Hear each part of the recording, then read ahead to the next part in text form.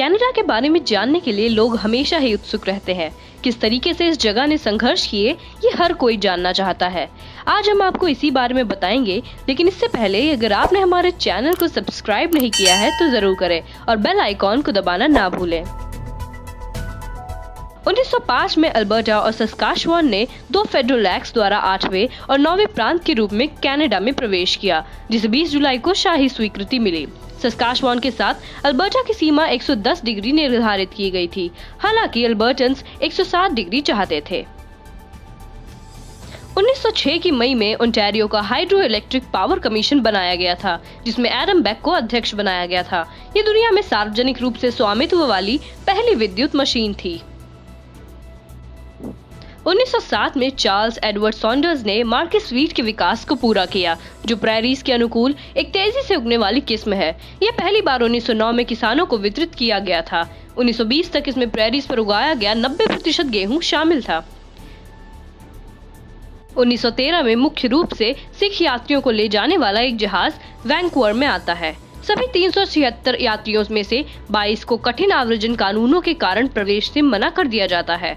2 महीने तक बंदरगाह में बैठने के बाद जहाज को भारत लौटने के लिए मजबूर किया जाता है, जहां इसका हिंसा के साथ स्वागत किया जाता है, जिसमें 20 यात्री मारे गए थे और 27 लोगों को छोड़कर सभी कैद में रहे थे। कनाडा प्रथम विश्व युद्ध में 1914 में भाग लेता है, जो कि 60,000 से अधिक कैनेडियन लोगों की जान लेता है और लगभग किसी भी तरह से हर कैनेडियन को प्रभावित करता है। उस समय का सबसे बड़ा मानव निर्मित 1917 का हैलिफैक्स धमाका लगभग 2000 लोगों को मारता है। हैलिफैक्स एक्सप्लोजन में French munition ship Mont Blanc Belgian relief ship Imo से टकराया था, जिसकी वजह से बहुत बड़ा धमाका हुआ था और इसमें कई लोग घायल हुए थे। परमाणु बम के आगमन से पहले ये सबसे बड़ा धमाका था, जिसमें 1600 से अधिक लोगों की मौत हो गई और 9000 लोग घायल हो गए थे। 1919 में हुई विनिपेग जनरल हड़ताल कनाडा के इतिहास की सबसे बड़ी हड़ताल है। इसमें 15 मई से 25 जून के बीच 30,000 से अधिक श्रमिक अपनी नौकरी छोड़ देते हैं। हड़ताल तुरंत नौकरी की स्थिति में सुधार तो नहीं करती है, लेकिन ये कनाडा के श्रमिक वर्ग को एकजुट जरूर करती है। इसके बाद Agnes McPhail house of Commons के लिए चुनी गई पहली महिला बनी। वह जेल सुधार, अधिक शिक्षा और कम शारीरिक दंड का सुझाव देती हैं। बाद में एक प्रांतीय विधायक के रूप में मैकफेल ने ओंटारियो के पहले वेतन इक्विटी कानून का सफलतापूर्वक पैरवी की, जो कि 1951 में पारित हुआ था। 1929 में अमेरिकी शेयर बाजार का पतन शुरू होता है, ग्रेट डिप्रेशन के दौरान, जो कि कनाडा की अर्थव्यवस्था के लिए प्रकोपों के समान होती है, जिसे डर्टी 30s भी कहा जाता है। प्रेरीज में जीवन विशेष रूप से ज्यादा कठोर हो गया था, जहां सूखे की वजह से स्थिति और बदतर थी। 1939 में नेशनल फिल्म एक्ट ने नेशनल फिल्म बोर्ड बनाया, जिसके प्रमुख स्कॉट फिल्म निर्माता जॉन गियर्सन थे। NFB ने social documentary, animation, documentary drama और डायरेक्ट सिनेमा में विकास का बीड़ा उठाया। इसकी फिल्मों ने सैकड़ों अंतर्राष्ट्रीय पुरस्कार भी जीते हैं। 1947 में कनाडा ने ब्रिटेन और फ्रांस के 7 दिन बाद जर्मनी पर युद्ध की घोषणा की। पहली कैनेडियन सेना दिसंबर में इंग्लैंड के लिए रवाना हुई थी। भले ही वे ब्रिटेन की ओर से युद्ध में जाने के लिए बाध्य थे, राजा का 1 सप्ताह का विलंब लोगों के लिए स्वतंत्रता का प्रतीकात्मक संकेत था। कनाडा का पहला परमाणु रिएक्टर 1947 में बना, जो कि था NRX रिएक्टर। यह कनाडा के अनोखे CANDU रिएक्टरों की एक और जनरेशन थी। NRX कनाडा के पहले परमाणु रिएक्टर ZEEP पर आधारित था, जिसे 1945 में चौक नदी पर बनाया गया था।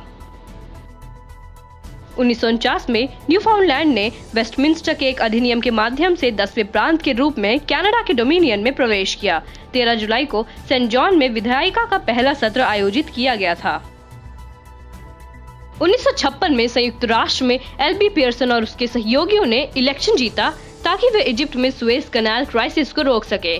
कैनेडियन जनरल ELM बर्न्स को संयुक्त राष्ट्र आपातकालीन बल का कमांडर नामित किया गया था। ये एक शांति राष्ट्र के रूप में कनाडा की प्रतिष्ठा को स्थापित करता है और पियर्सन को नोबेल शांति पुरस्कार अर्जित कराता है। 1960 में हाउस ऑफ कॉमन्स ने कैनेडियन बिल ऑफ राइट्स को मंजूरी दे दी, जिसे 10 अगस्त को शाही स्वीकृति मिली। हालांकि बिल ने प्रांतों को बाध्य नहीं किया, लेकिन उसने संघीय सरकार को सभी कनाडाई नागरिकों को नागरिक अधिकारों और स्वतंत्रता को देने को बाध्य कर दिया। 1964 में कनाडा का झंडा मेपल लीफ के साथ मान्यता में लाया गया, जिसको फिर 1965 में पहली बार ऑटवा के पार्लियामेंट्री हिल पर फहराया गया था। कनाडा ने 1972 में अपना पहला geostationary domestic satellite Anik A1 launch किया, जिसके एक साल बाद ही टेलीकम्युनिकेशन सैटेलाइट अनिक A2 भी लॉन्च किया गया, जिसकी वजह से कनाडा घरेलू संचार के लिए उपग्रहों को नियोजित करने वाला दुनिया का पहला देश बन गया। 2 साल बाद अनिक 3 भी लॉन्च किया गया था। आखिरकार ब्रिटिश हाउस ऑफ कॉमन्स ने कनाडा अधिनियम 1982 को पारित किया। इसे 25 मार्च को हाउस ऑफ लॉर्ड्स द्वारा अपनाया गया था। इस अधिनियम ने कनाडा पर ब्रिटिश विधायी अधिकार क्षेत्र को समाप्त कर दिया। महारानी एलिजाबेथ द्वितीय ने 17 अप्रैल को ऑटवा में उद्घोषणा पर हस्ताक्षर किए। इसके बाद Canadian charter of rights and freedoms लागू हुए। चार्टर सभी fundamental rights, democratic rights, mobility rights, legal rights, equality rights और लिंग्विस्टिक राइट्स की गारंटी देता है। नूनवुट आधिकारिक तौर पर कनाडा का सबसे नया क्षेत्र बन गया है, जो कि एक फेडरल एक्ट के माध्यम से स्थापित था। इसके निर्माण की वजह भूमि के दावों का निपटान करने और क्षेत्र की इनुइट आबादी के लिए स्वशासन स्थापित करने के लिए था। अगर आपको ये वीडियो पसंद आया हो तो हमें लाइक, शेयर और सब्सक्राइब जरूर करें।